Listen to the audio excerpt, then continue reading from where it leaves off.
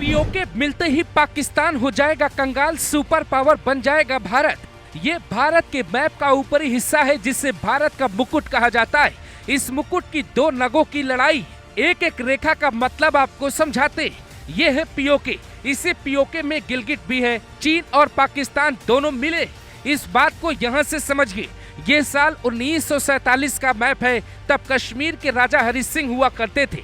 उस वक्त तक कश्मीर पे अधिकार राजा हरि सिंह का ही था। 15 अगस्त 1947 को बंटवारा होता है। उसके कुछ महीने बाद ही कश्मीर को लेकर भारत पाकिस्तान में पहला युद्ध होता है।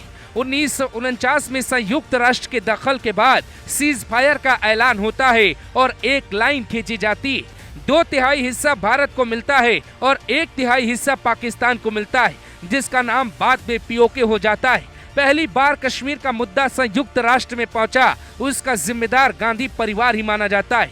पंडित नेहरू और इंदिरा गांधी की नीति से पाकिस्तान ने जमाया कब्जा। इस मैप को देखिए। इस मैप में पाकिस्तान का हिस्सा बढ़ गया क्योंकि पीओके पाकिस्तान सरकार ने कब्जा कर लिया। उस वक्त पंडित नेहरू देश के अंतरिम प्रधानमंत्री थे और भारत के हाथ से मुकुट का नग छिटक जाता है।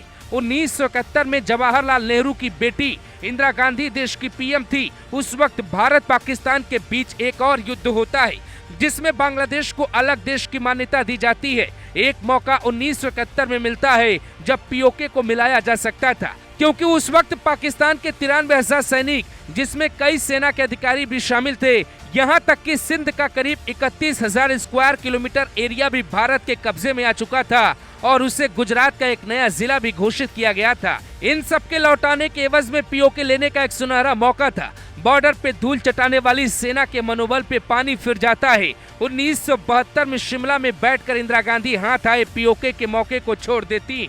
1949 में जो सीज फायर समझौता था उसे एलओसी के तौर पे मान्यता दी जाती। दस्तावेज कहते हैं कि पीओके भारत का था और भारत का ही रहना चाहिए। हालांकि पाकिस्तान दावा करता है कि वो आजाद कश्मीर है और वहां के लोग पाकिस्तान शासन में बहुत खुश हैं। यही कहानी दुनिया को बताता है। नेहरू पीएम थे, पाकिस्तान ने पीओके का एक हिस्सा चीन को गिफ्ट कर दिया।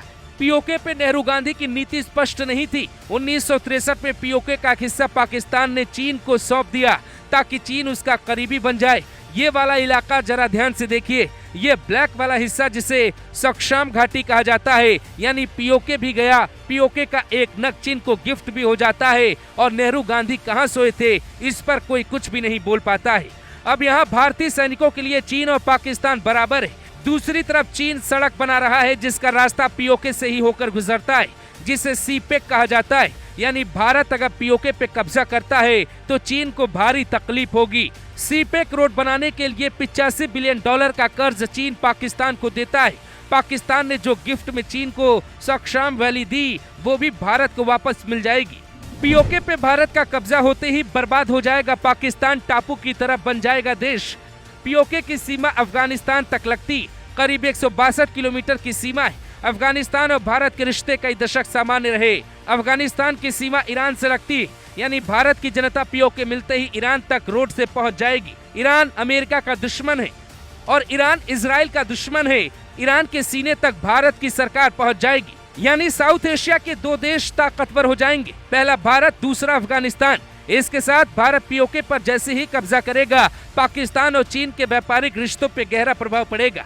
जो सीपेक रोड बन रही है वो रुक जाएगी क्योंकि पीओके से होकर गुजरती है। साथ ही पाकिस्तान के साथ चीन की कोई सीमा सीधे तौर पे नहीं मिल पाएगी। इसका मतलब ये है कि फिर पाकिस्तान के पास दुनिया से व्यापार करने का एक रास्ता बचेगा, वो है कराची पोर्ट, और वहाँ खड़ी रहती है भारत की नौसेना। INS विक्रांत इसी इलाके में तैनात किया गया था। दूसरा जो ग्वादर पोर्ट है वो बलूचिस्तान में है। बलूचिस्तान कभी भी अलग राष्ट्र बन सकता है। अब आपको एक और मैप दिखाते। पीओके बलूचिस्तान अगर पाकिस्तान से अलग हुए तो पाकिस्तान जमीन से घिरा हुआ एक छोटा सा टापू बन जाएगा जिसके चारों तरफ भारत या भारत समर्थित देशों के सैनिक मौजूद होंगे।